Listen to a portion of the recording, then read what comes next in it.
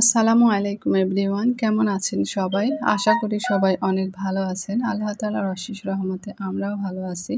Lifestyle of Afroza চ্যানেলে আপনাদের সবাইকে স্বাগতম। কাছে দূরে দেশ ও দেশের বাহিরে যে যেখান থেকে বসে আজকের ভিডিওটি দেখছেন সবাইকে জানাই অসংখ্য অসংখ্য ধন্যবাদ। এই মুহূর্তে যারা আমার ভিডিওটি দেখা শুরু করেছেন প্লিজ মনে করে একটি লাইক দিয়ে শুরু করবেন।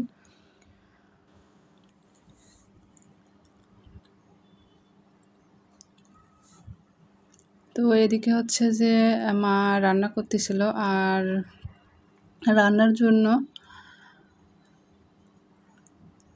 এখানে হচ্ছে চাল কুমড়ো কেটে নিয়েছে। তো চাল কুমড়োটা ছিলে ধুয়ে নিয়েছে, আর কিছুটা হচ্ছে ভাজির জন্য কেটে নিচ্ছে, আর কিছুটা তরকারি রান্না করার জন্য।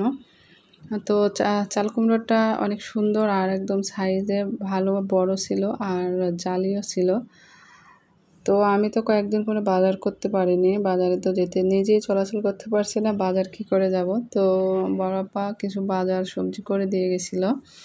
আর আমার তো এমনি কিছুদিন কোনো খাবারই খাই নাই, মানে ভাত তরকারি এরকম কোনো খাবারই খাই নাই, শুধু ডাবের পানি, স্যালাইন, মাড়ি ভাত এগুলোই হচ্ছে খেয়েছিলাম।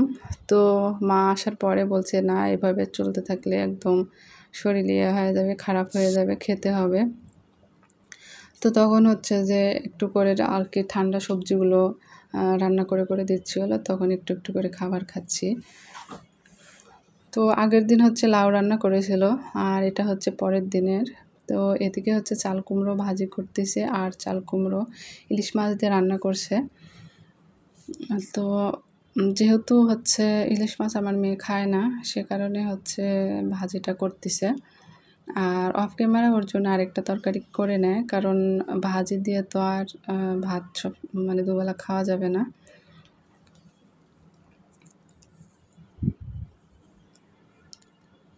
তো ইতিমধ্যে যদি নতুন কোনো বন্ধু আমার চ্যানেলে ভিজিট করে থাকেন, তাহলে আমার ভিডিওটি ভালো লাগলে প্লিজ সাবস্ক্রাইব করে আমার চ্যানেলটিকে সাবস্ক্রাইব করে আমার পাশে থাকবেন।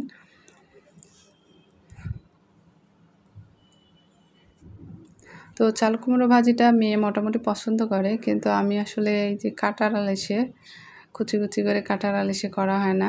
তো মা আসার পরে কিন্তু অনেক কাজ করে নিয়েছি, ঘরে অনেক কাজ, যাতে মানে অনেকগুলো কাজ আগে রাখছি আর কি।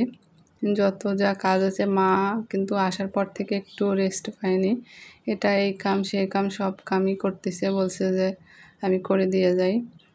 আর মা কিন্তু এতদিন আমাদের বাসায় কোনো দিনও থাকেনি, তো এবারই প্রথম। আসলে বাড়িতে অনেক ঝামেলা, অনেক কাজ থাকে, মাকে ছাড়া তো চলবেই না।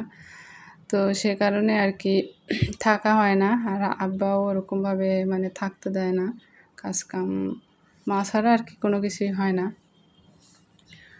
তো এদিকে হচ্ছে চাল কুমড়োটা এক পাশে ভাজি করতেছে, আর এক পাশে হচ্ছে তরকারি রান্না করার জন্য আর কি কষিয়ে নিচ্ছিল।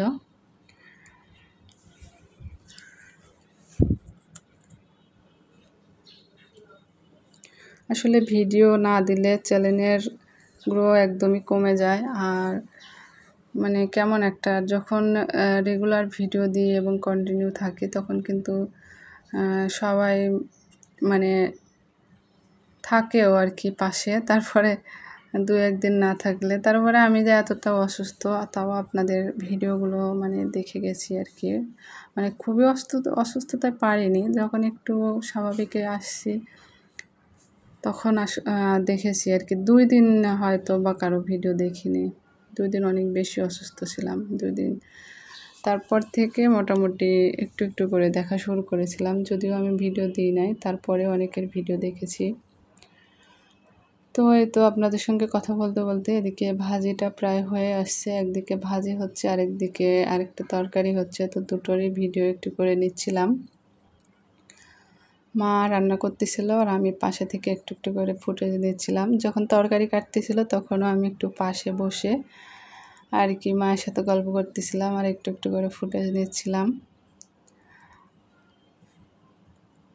আমার যে ইউটিউব চ্যানেল আছে সেটা মা জানে, মানে শুরুতে মাকে বলেছিলাম আর কি।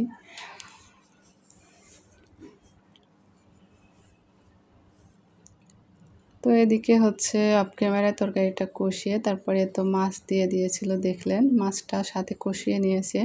তরকারিটা কিন্তু অনেক মজা হয়েছিল, মানে এত বেশি খিদে পেয়েছে মা রান্না করার সময়। এই কয়েকদিন তো কোনো খাবার খাই নাই, তখন যখন মা রান্না করতেছিল মানে দেখে মনে হচ্ছে কখন নামাবে কখন খাবো এরকম মনে হচ্ছিল। মানে খাবার একেবারেই খাওয়া নাই, তার উপরে হচ্ছে মায়ের হাতের রান্না। আর এই মানে চাল কুমড়ো দিয়ে ইলিশ মাছ আমার অনেক দিনই খেতে ইচ্ছে করছিল, আসলে কেনা হয়নি আর নিজে রান্না করে খাওয়া হয়নি। তো আজকে সেটা ইচ্ছাটা মানে আশাটা পূরণ হয়ে গেল আর কি। তো ভিডিওটি দেখতে দেখতে যারা এ পর্যন্ত চলে এসেছেন প্লিজ মনে করে একটি লাইক দিয়ে ভিডিওটি কন্টিনিউ করবেন যদি লাইক দিতে ভুলে যান। তো এই পর্যায়ে হচ্ছে মা লবণ দেখছিল যে লবণটা আর একটু লাগবে, তো আর একটু লবণ দিয়ে দিল আর কি। মা কাঁচা মরিচ দিয়ে রান্না করেছে, কিন্তু সামান্য একটু মরিচের গুঁড়ো দিয়েছিল শুধু কালারের জন্য, সামান্য পরিমাণে, কারণ আমার জন্য একদমই কম ঝাল দিয়ে রান্না করতেছে। আর মাও খুব একটা ঝাল খায় না, আগে খেত কিন্তু এখন তো কোনো তরকারি খেতে চায় না। মানে মায়ের পছন্দই হচ্ছে যে 3 সন্ধ্যায় শুধু দুধ ভাত রুটি এগুলো পছন্দ করে, বা দই এরকম খাবার পছন্দ করে, এরকম মাছ গোশ কিছুই খেতে চায় না। মাছ খাওয়ার মধ্যে শুধু হচ্ছে চিংড়ি মাছটা একটু পছন্দ করে, তাও আবার ভেজে, কোনো ভুনা টুনা না বা ঝোল না।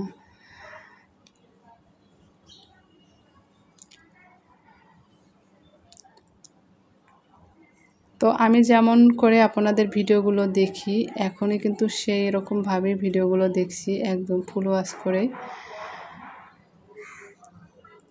হয়তোবা ছোট করে একটু কমেন্ট করতেছি, কারণ শরীরটা এত খারাপ, এত বেশি ফোনে সময় দিলে আমি কিন্তু আবারও অসুস্থ হয়ে যাব। সে কারণে একটু মানে কম আর কি থাকার চেষ্টা করছি, ওরকমভাবে কম না, মানে ছোট করে কমেন্ট করলে আসলে সময়টা কম লাগে এটা বলার চেষ্টা করছি। তারপরে অনেককে মোটামুটি করতেছি, একেবারে ছোট না, তো আমার কমেন্ট দেখলে বুঝতে পারবেন। যাই হোক, রান্না শেষ, এদিকে সব নামিয়ে নেওয়া হয়েছে, তো ভাজিটা হয়ে গেছে। ভাজিটা কিন্তু মাশাআল্লাহ অনেক মজা হয়েছিল।